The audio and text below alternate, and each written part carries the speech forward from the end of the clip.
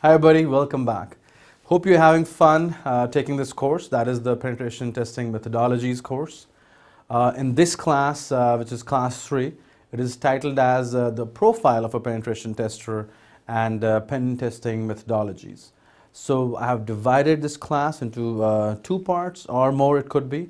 Usually what I do is I mark the class and I want to keep an average of 10 minutes for class based on the topic, based on what I'm discussing in that class, and a 10-minute marker is where I will cut it off and do a different part of that particular class. So it could be more, it could be less, but I've divided into 2 parts for now. So let's begin. So hiring a penetration tester, right? So let's just fast forward like a few months. So now you've successfully passed all your industry certifications which you want to do, and you are ready for a penetration tester role, and you want to fill up that role, right?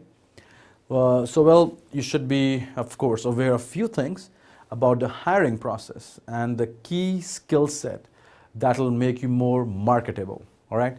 The whole thing is all about, how well you position yourself, and so all the companies can pick you up, and that is what is marketable. That's what I mean. So to start with, let's go over the questions that you will be asked. So there's a key set of questions which you should know, and some companies usually ask these questions. So what kind of questions will they ask before hiring a penetration tester? Some of the key questions are, is the supplier a specialist, or is the security practice a secondary concern? Right? Are you a specialist, or security is just a second thing, right? Does the supplier offer a comprehensive suite of services tailored to the client-specific questions? So this, by supplier, I mean the company you're working for, the penetration testing firm, right? So does the supplier's methodologies follow and exceed those that is done by the Czech, the OW, ASP, and the OSSTMM, all right? So another thing which is important for hiring a penetration tester is you should know, does the supplier have a policy of employing former hackers, right? You should also know if the supplier's staff is experienced in security professionals. Are they holding recognized certifications such as ECSA, CSSP, CISA, and so forth, some industry certifications. So they should have those industry certifications listed, right? Can the staff distinguish and articulate between infrastructure and application testing, which is a very key thing. So also, how many technical consultants does the supplier have, right? So how or who basically are these people, and what are their security credentials, and how many of these are dedicated solely towards security? Who are the specialists in that team? Also, another thing is, like, when you're trying to hire a penetration tester within an organization, organizations always look at, does the supplier present the deliverables such as final reports and all in an organized and informational manner. With a particular information or a concise information of a technical or and also for the non-technical parties. So this is very key, because what happens is usually when a company is hiring a penetration tester or trying to hire a team or a supplier who is supplying with penetration testers, it is always important for them the end result, that is the final report. What is that format? What information is coming to them? Is it concise? Does it have all the particular information which is needed for technical employees, that is your IT staff and of organization, and non-technical parties. Non-technical parties could be upper management. It could be anybody who's non-IT specific, the decision makers mostly, right? So a report should be geared towards both of these. Another thing is that a supplier, a lot of companies also see that if a supplier is recognized contributor within the security industry, right? So you should be writing blogs, there should be some kind of references for the team or the supplier company. And also, you should also have a quality of assessment of your past work which you have performed. All right, moving on, let's talk about penetration tester responsibilities. So penetration testers have critical responsibilities. First one being performing penetration testing, all right? Always remember that. Second is risk assessment of the target system, key things. So a pen tester is also responsible for presenting reports to the superiors regarding the efficiency of the penetration test, the risk assessments which are involved, and also making proposal for risk mitigation. So he is constantly interfacing with user groups, the penetration tester, to understand their security needs, always exploiting the system vulnerabilities, and another responsibility is justifying the vulnerabilities found. So these are some of the key critical responsibilities of a penetration tester, right? Also, the pen tester needs to clearly, I would say, define all the goals of the penetration test. Also ensuring that superior quality is always there in the work which they do, and effectively communicating the results, and lastly understanding the security of the organization, and also about the servers, the network, it could be the firewalls of the organization. So they should definitely understand the security and policies behind it, and the specific business risks associated with it, right? That's a good thing to remember. Okay, to start with, think about what is the first thing that someone will look at, right? Well, it is your credentials. So this is like, what is a good penetration tester? Like, what is the profile of a good penetration tester, right? First thing everybody looks at is what are the credentials on your resume or your LinkedIn. So a good penetration tester will have some key things that should be on your resume, or highlighted on your resume, I would say. First is experience, or hands-on experience, I would say, that has a real value. In this case, there should be you should have conducted like research and development in a security area, or published some papers, blogs, or presented in some local group seminars or some international seminars, depending upon what level of exposure you have. These are always plus points. There should also, you should hold various certifications, as you know. These are all referred to as industrial certifications. Even completion certificates are good enough to prove that, hey, I have done these courses, and this is some of the credentials which you can highlight on your profile.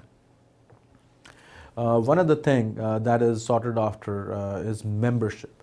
So you should be a member of respectable organizations such as IEEE. So not all pen testers will have this, but to understand or to be a part, or to stand out, or you should look into, like, writing blogs, writing ebook, small papers, and so forth. So many written and published security related books should, if you can be part of those, that'll be really good. You may need to market yourself with more actively doing some penetration testing. It could be for free, or for organizations which you are aligned with or have got in touch with. So those are some of the key things of exposure which you should do and put it on your resume, right? So what are some of the company's concerns? Let's move on to that. So some of the key concerns that we see with companies are that companies usually work in collaboration with reputed and well-established firms like Fundstone, ISS, TrueSec, and others like EC Council and so forth. So you need to make sure you align yourself with them. You align yourself with these reputed organized firms in some way or form, right? So also companies will verify the tools that you have used or you're using, the environment in which you have you're using those tools and run them, and the number of tools running in that environment. Companies, when interviewing or you're looking for a penetration tester, will also ask for references from candidates who seek employment from them, or who wants to enter into business dealing with them. So all those reference checks will go in place. These are some of the companies' concerns, because they want to make sure that whoever they associated with, they align with, they're authentic, especially when you're sharing or opening doors for penetration testing and giving them access to vital part of your infrastructure. Companies need to be very careful. So another thing is that business proposals submitted to companies must be in a written form for evidence purpose. So all business proposals, anything which you do, written, always written.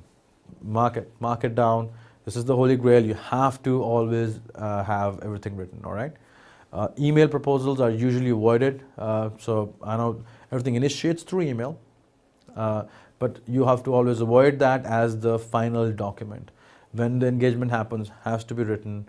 This is all because of security purpose, right? Of course.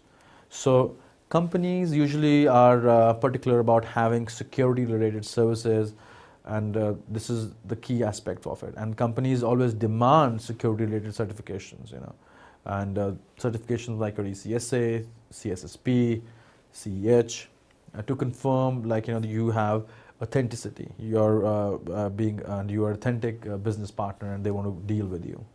And also, companies are always particular about not recruiting candidates who are hackers. And I'm not talking about the good hackers, those are the bad guys, right? So they don't want to recruit hackers, as a fear that their company's sites or assets can be exposed because of the record of a particular tester or pen tester who will be part of their team. So companies can ask for a security clearance, and in our country, in the United States, usually whenever dealing with any secure or high-level security access wherever it's required, there's always a security clearance. There's always a background check which happens, so that any access to confidential information, to our country's information, state information, all is done only after security clearance person has passed. So that is very important. So if you're dealing with any kind of DoD, any kind of secure assignment, this is the first level you should accept or expect actually from the companies. All right. So companies usually focus on whether data will be stored after testing, and what is the duration of the storage, and how to avoid misuse during that storage time. All right. So those are some of the key concerns a company have. And it is very vital for you to understand that as a pen tester.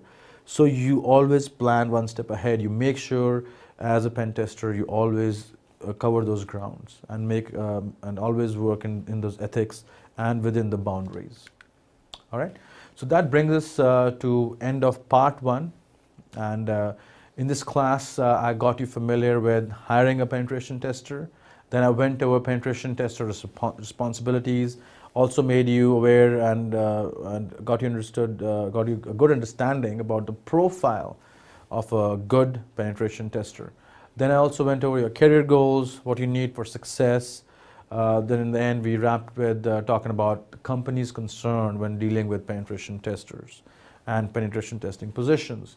So you should know about all these selection and the process which goes through this selection. I hope you enjoyed this class as much as I did. I'll see you in the next class. Thank you for joining.